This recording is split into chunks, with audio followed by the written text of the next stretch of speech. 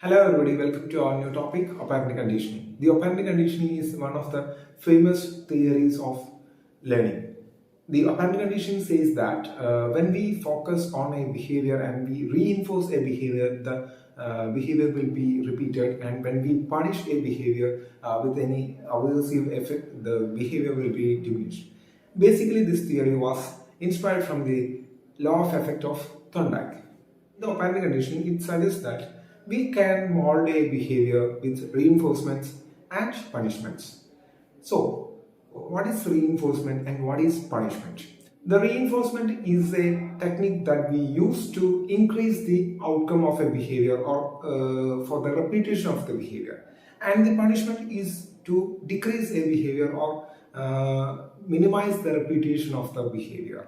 So we have two type of reinforcement and two type of punishments: positive reinforcement and negative reinforcement, positive punishment and negative punishment. As I said, the reinforcement is focused to increase the repetition of the behavior. So the positive means giving something or adding something, and the negative means removing something. The positive reinforcement means that we are adding something that pleasant to the subject.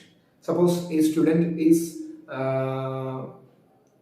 prepared for an exam, we are giving some chocolates to increase his study time. So this kind of positive reinforcement, because we are adding a pleasant stimulus to the student. The negative reinforcement is removing unpleasant events or stimuli from the subject, is called the negative reinforcement. It is also to increase the behavioral outcome. Suppose a student is doing exercise for all day, and he don't like to do some certain kinds of exercise at that time. We are saying that when you are score high mark in your next examination, we can cut down some exercise that you don't like. So this is a example of negative reinforcement. And the positive punishment. The positive punishment means that we are giving some unpleasant event to the subject. Suppose we are giving some homeworks, impositions, or sometimes giving extra works. It's kind of positive punishment that to reduce the repetition of the behavior, the subject is given any unpleasant event. So come to the negative punishment.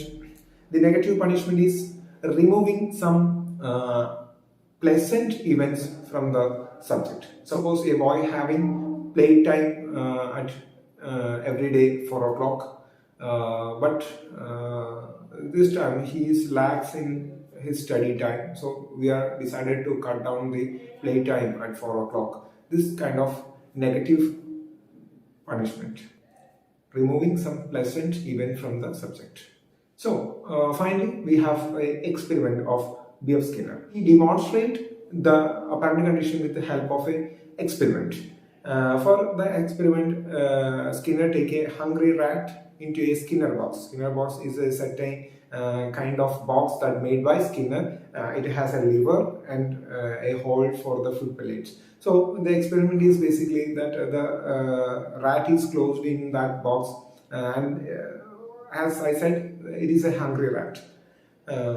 So the rat is wandered for the food inside the box, and accidentally the rat pushed the lever in that box, and when the rat pushed on the lever, a food is given to the rat by a hole.